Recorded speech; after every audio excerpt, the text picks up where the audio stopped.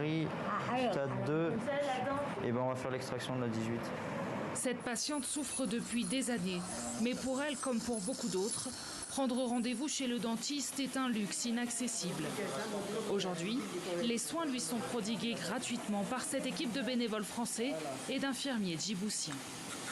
Sur tous les patients, malheureusement, il y a des dents à extraire. C'est à cause des caries qui grignotent petit à petit toute la dent, en fait, et on se retrouve avec des dents où il n'y a plus que les racines, en fait.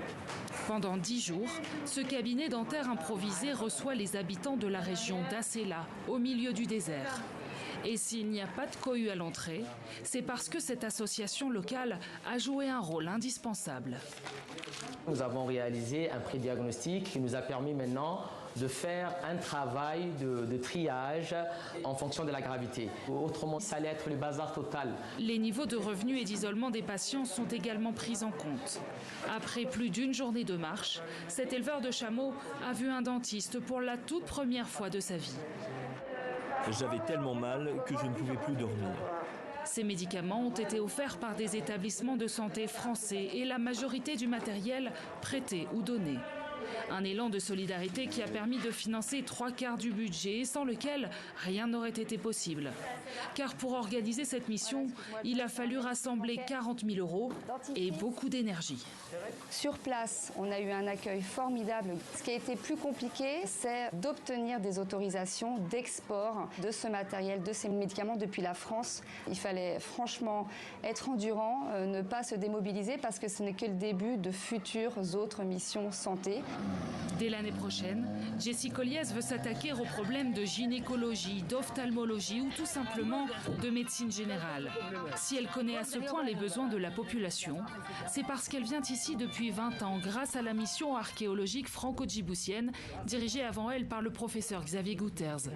Ce site préhistorique a été découvert en 2006.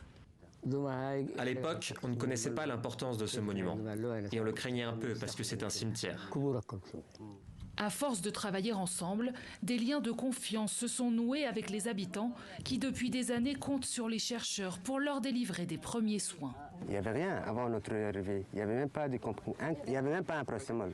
Et maintenant, ils ont eu une équipe qui est formée, qui est expérimentée et qui complète les besoins de la population. C'est justement pour pallier au manque d'infrastructures que Jessie Colliez a créé cette mission santé portée par une équipe de bénévoles très investis. Des proches qui ont financé eux-mêmes leur voyage pour cette première édition.